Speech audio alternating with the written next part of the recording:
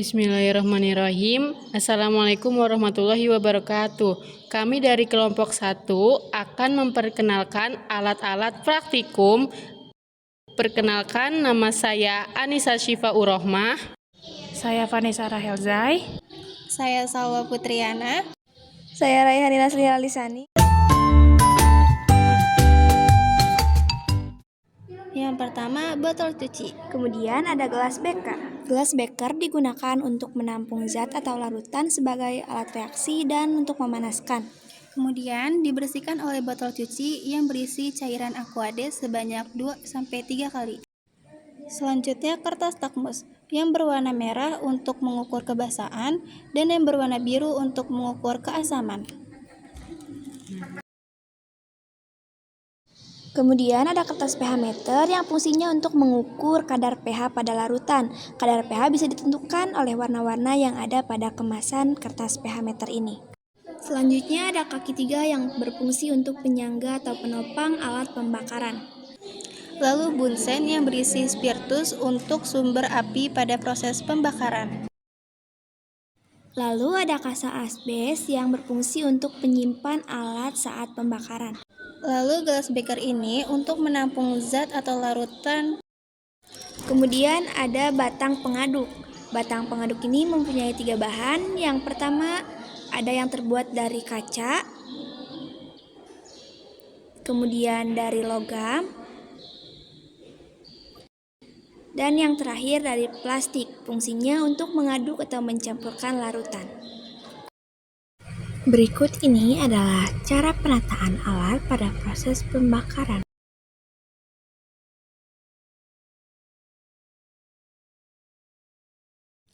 Kemudian cawan keras digunakan sebagai wadah pembakaran dan penyaringan padatan pada zat yang tertinggal. Selanjutnya ada penjepit keras. Fungsinya untuk penjepit keras pada saat proses pembakaran supaya tidak terkena panas ke tangan. Lalu pipet volume ada yang berukuran 10 mili digunakan sebagai mengambil larutan dari wadah ke wadah lain, dan ukuran 5 mili yang memiliki fungsi yang sama. Ada juga pipet tetes digunakan untuk memindahkan larutan dengan cara meneteskannya. Selanjutnya ada pipet gondok. Pipet gondok ini fungsinya untuk memindahkan larutan dalam volume lebih akurat.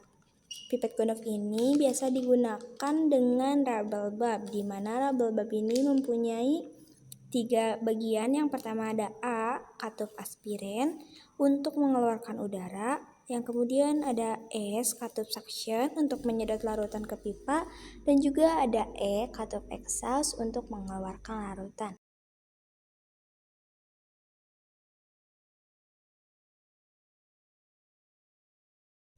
Kemudian ada bunsen burner digunakan sebagai sumber api pada proses pembakaran yang berisi gas. Kemudian ada labu ukur, fungsinya untuk mengencerkan larutan dengan ketelitian yang tinggi. Ada buret, digunakan untuk meneteskan cairan yang memerlukan presisi tinggi seperti eksperimen titrasi. Di sini ada bagian tabung, keran, dan juga holder. Lalu kaca arloji sebagai alas untuk menimbang sampel padat. Lalu cawan penguap sebagai tempat atau wadah pada proses penguapan. Ini tabung reaksi untuk mereaksikan 2 larutan kimia dalam skala kecil atau medium. Tabung Erlenmeyer berfungsi mencampurkan larutan dengan cara mengocoknya. Kemudian ada corong dan kertas saring. Fungsinya untuk menyaring atau memisahkan zat padat yang ada di dalam larutan. Dengan cara memasukkan kertas saring ke dalam corong, kemudian larutan akan disaring oleh kertas saring. Selanjutnya, corong pisah digunakan untuk memisahkan komponen dalam suatu campuran antara 2 fase pelarut dengan intensitas berbeda agar tidak tercampur. Lalu ada gelas ukur untuk mengukur volume larutan dengan ketelitian rendah dengan tepat dengan volume yang berbeda-beda. Selanjutnya ada mikropipet untuk memindahkan larutan dalam skala yang sangat kecil. Untuk cara penggunaannya, pertama masukkan tip ke dalam mikropipet. Kemudian atur banyaknya Larutan yang ingin diambil dengan cara memutar pengaturan volume ke atas mengurangi dan ke bawah menambah jumlah larutan yang akan diambil. Sebagai contoh, saya mengambil sebanyak 61 mikroliter. Untuk cara memegang, letakkan keempat jari sesuai di video dan ibu jari di atas mikropipet. Ada dua fase. Fase pertama untuk mengambil larutan. Tekan tombol hingga bunyi klik sekali sebelum memasukkan ke dalam larutan. Kemudian masukkan ke dalam larutan dan lepaskan tombol. Kemudian untuk fase 2 adalah fase melepaskan cairan dari dalam pipet. Tekan tombol secara penuh hingga terdengar bunyi klik 2 kali. Kemudian larutan akan keluar dengan sendirinya dari dalam pipet sesuai jumlah volume yang telah diatur sebelumnya. Pertanyaan 1. Alat apa yang dapat digunakan apabila kita akan mereaksikan mencampurkan dua larutan? Alat yang dapat digunakan untuk mereaksikan ada gelas kimia atau beker, tabung Erlenmeyer, serta tabung reaksi jika larutan yang akan direaksikan berskala kecil. 2. Apa perbedaan gelas kimia, labu Erlenmeyer, dan tabung reaksi? Gelas kimia dapat digunakan untuk menampung larutan, mereaksikan campuran, dan digunakan sebagai wadah dalam proses pemanasan atau pembakaran. Tabung Erlenmeyer digunakan untuk mereaksikan larutan dengan cara dikocok memutar. Sedangkan untuk tabung reaksi, dengan cara mencampurkan dua bahan yang akan direaksikan ke dalam skala kecil. 3. Sebutkan perbedaan pipet tetes, volume pipet, dan mikropipet. Pipet tetes digunakan untuk memindahkan larutan dalam skala tetes.